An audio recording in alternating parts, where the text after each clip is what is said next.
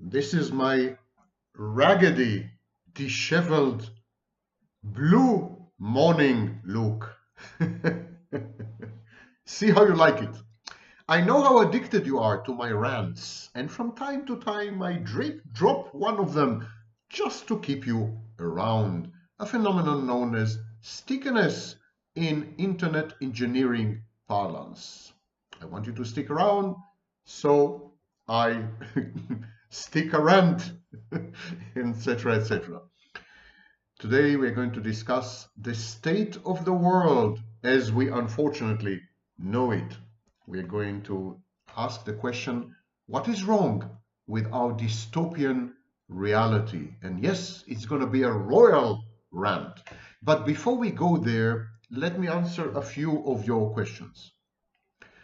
The narcissist sadomasochism, as delineated in the video I uploaded yesterday, applies to non-romantic relationships as well as to romantic or intimate ones.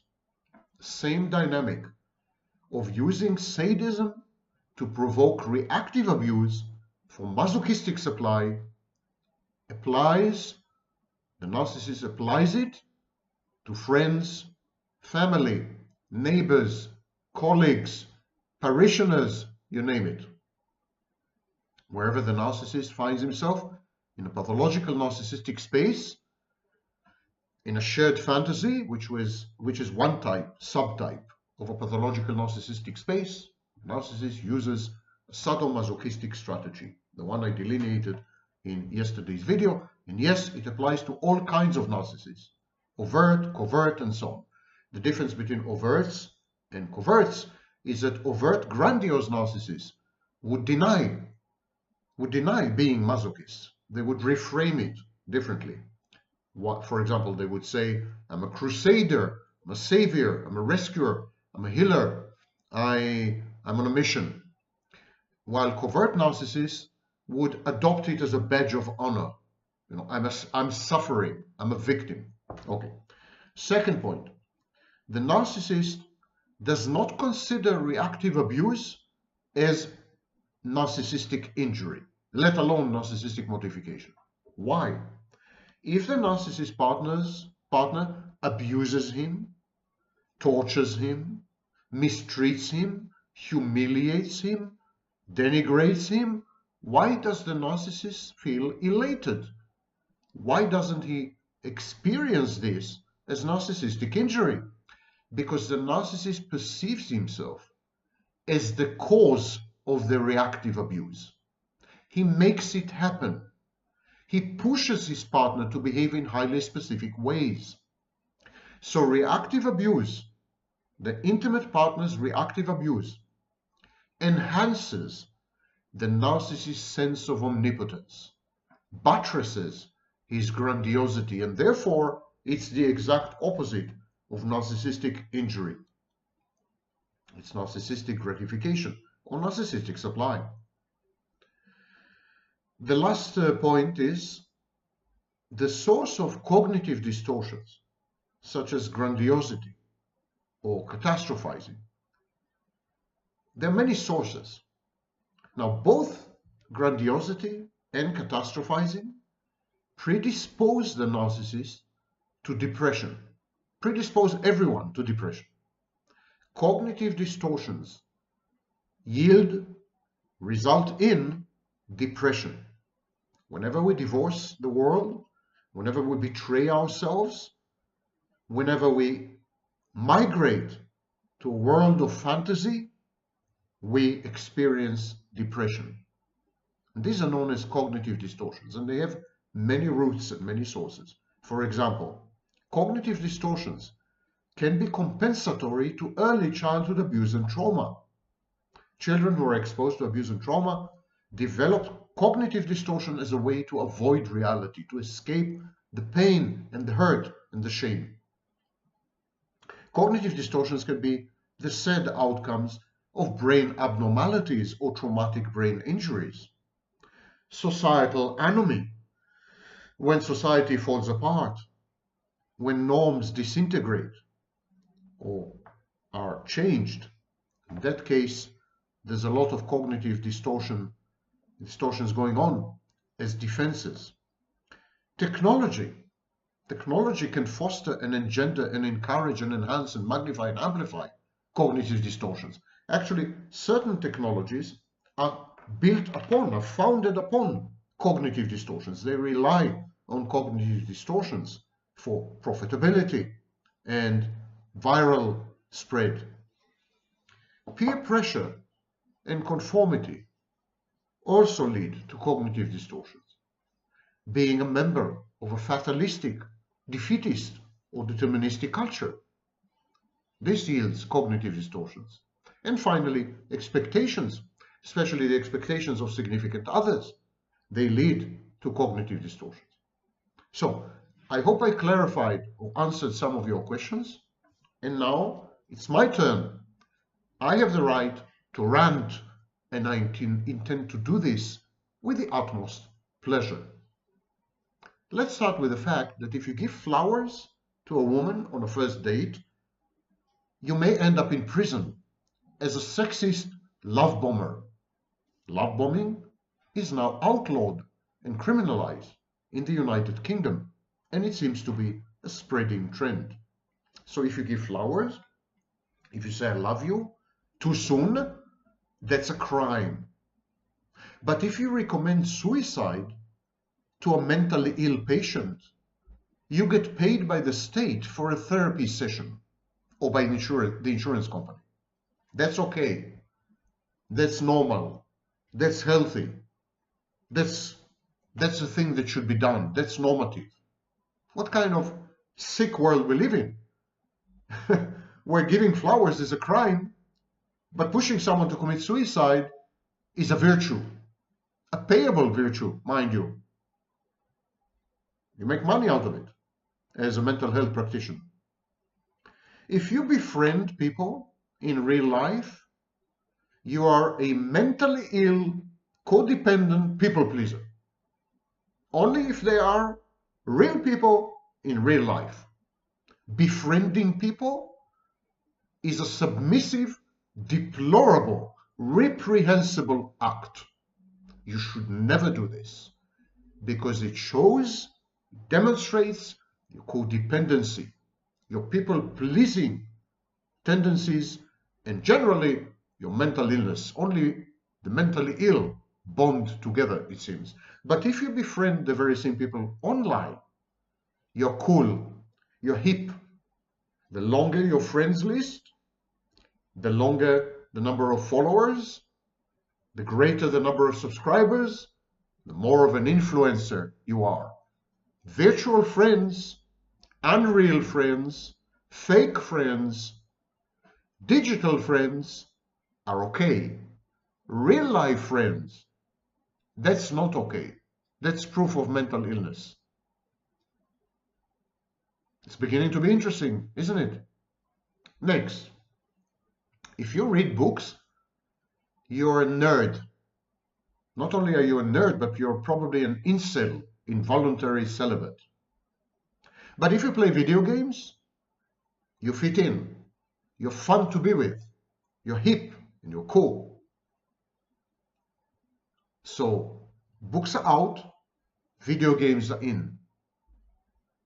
If you speak the truth, you can and will be sued by multiple interest groups, individuals, and activist movements, if you speak the truth.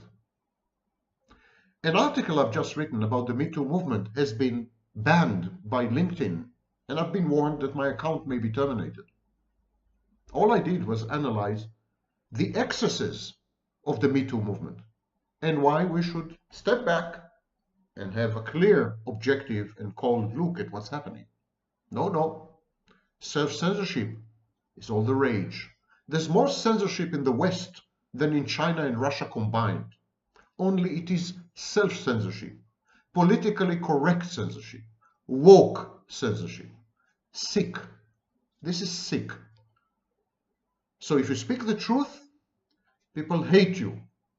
They blame you for being cruel and insensitive, and probably also a racist or a sexist or an ableist or some ist of some kind, you know. Never speak the truth.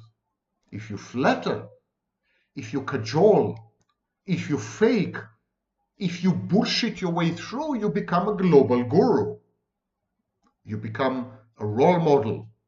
You become a figure of emulation, adulation, and admiration. Everybody's favorite icon. Just fake, that's all. Fake it till you make it. Sex is meaningless and casual. Promiscuity is an accomplishment. Virginity is a repellent liability. Prudishness, adultery is universal and fun. Divorce and reciprocal abuse are the norms in all manner of so-called relationships. Intimacy, on the other hand, is threatening, suffocating. Courting and flirting is sexual harassment. We have stigmatized and we have criminalized literally every interaction between a man and a woman, or between a man and a man.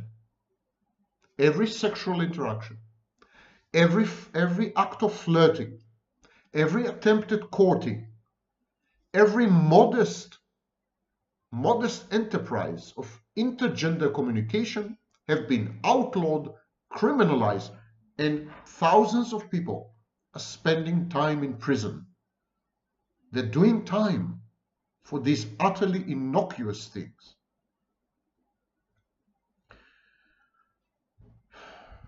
Expertise is suspect, mocked, ridiculed, rejected, hated.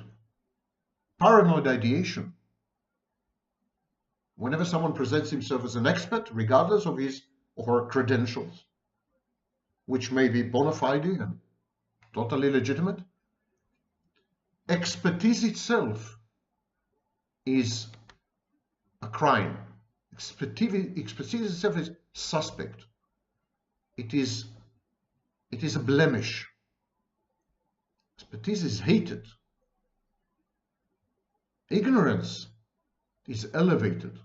Relativism is worshipped. My truth, your truth. Facts, alternative facts. Truthisms and the truth. It's all the same. Learning, education, diplomas, degrees are totally irrelevant unless they are wielded as a weapon in arguments. But the people who wield these weapons, they themselves have no degrees or credentials whatsoever. Expertise is a dirty word because it's associated with authoritarianism and with money. Money. Everyone wants to have money, but no one will admit to it. Charitable acts are vile conspiracies. Technology is slavery. Erudition and learning are derided. Truthism and malignant, grandiose egalitarianism abound and flourish. We're all the same. No one knows more than anyone else because we all have smartphones and access to Wikipedia. So a Nobel Prize winning molecular biologist would go online and would be criticized by wannabe rednecks who know nothing about molecular biology, but they searched Wikipedia. So they feel free to take on the Nobel Prize winning molecular biologist. This is the world we live in. Entitlement is all pervasive. We're all entitled to special treatment regardless of any actual commensurate accomplishments. Career criminals are martyrs and sex idols. Law enforcement are monsters. Con artists and actors rule and rock. Social interactions and sexuality are vanishing. Loneliness is the new normal and the new cool. The whole industry is constructed around loneliness.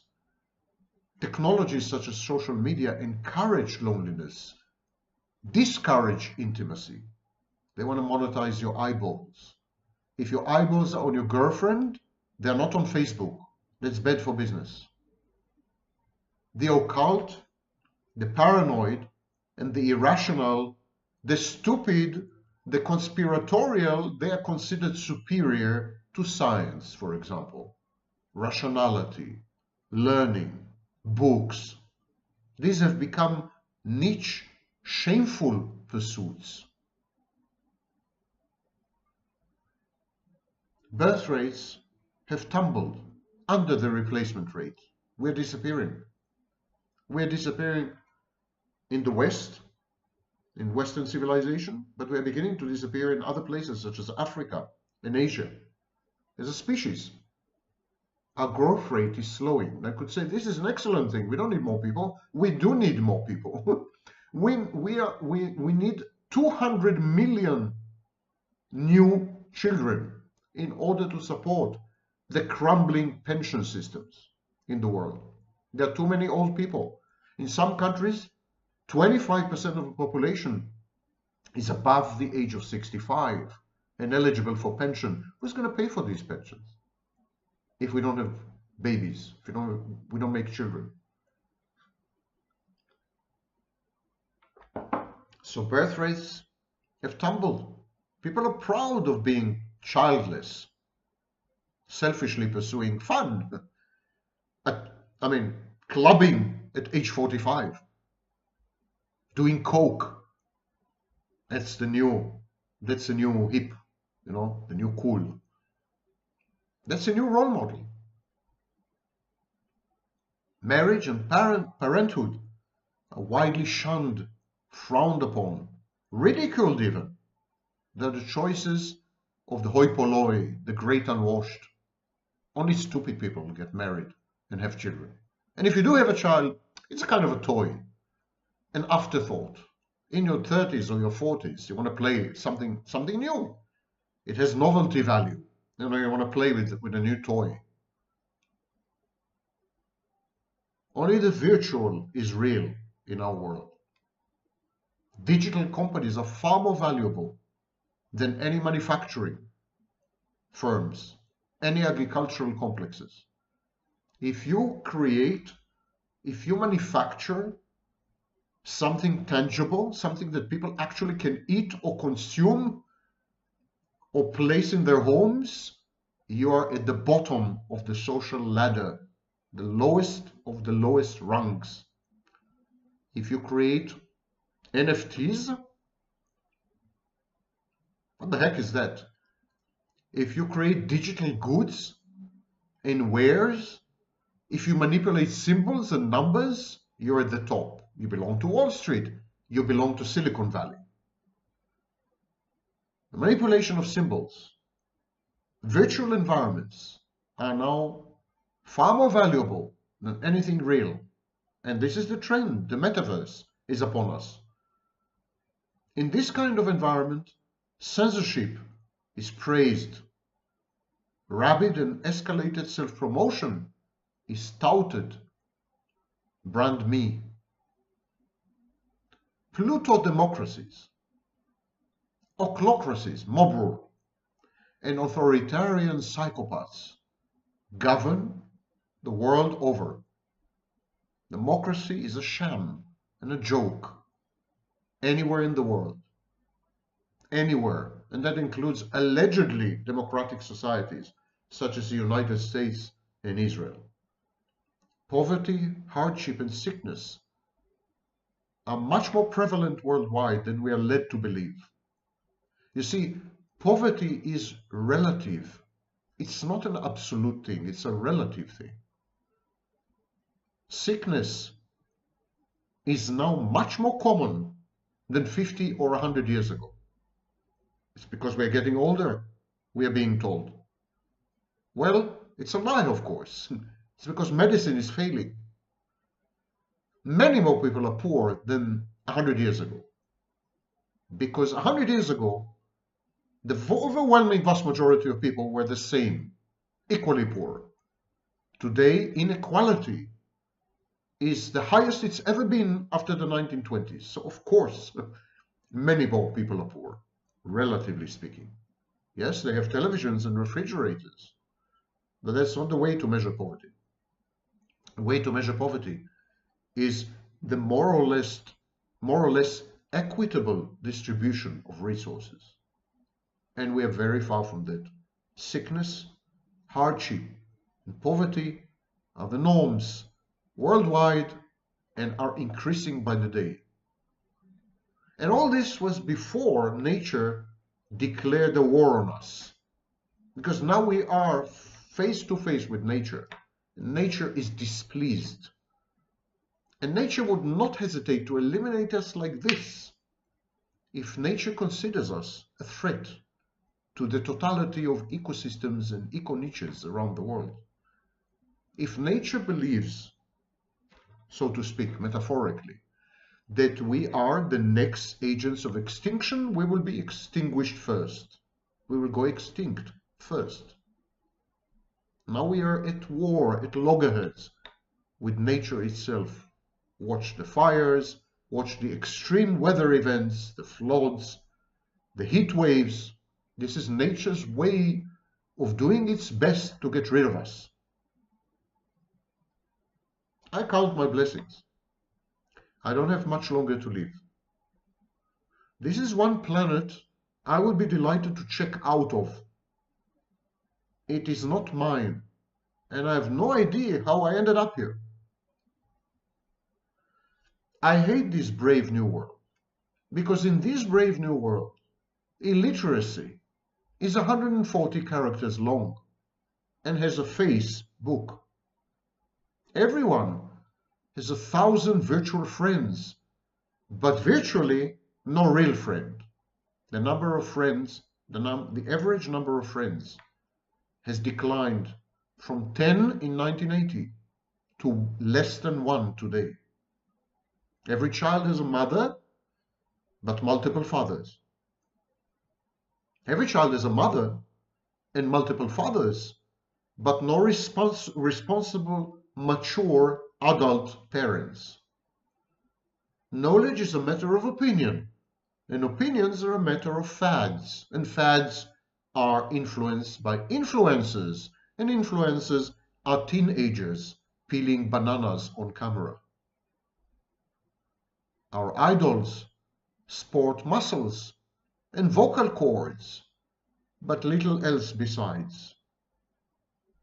The right to vote is universal, but the will to vote is not. Everyone has a right to free speech, but little of value to say. Extramarital sex is considered recreational, and monogamy a throwback, primitive. The only ideology is self-gratification. Collectives are mere dim, unwanted memories, bad memories. The only certainty is uncertainty, and the only permanent fixture is change for change's sake. Obsolescence is the driver of innovation, but science and art and literature are obsolete. As men and women lose their traditional roles, confusion and intergender enmity, a war between the genders, reigns. In a unisex world, homosexuality or sexual abstinence are rational choices. As malignant narcissistic individualism is on the rise, the species is dying out. In many countries, including major ones such as Japan, Russia, Germany, the population is declining precipitously.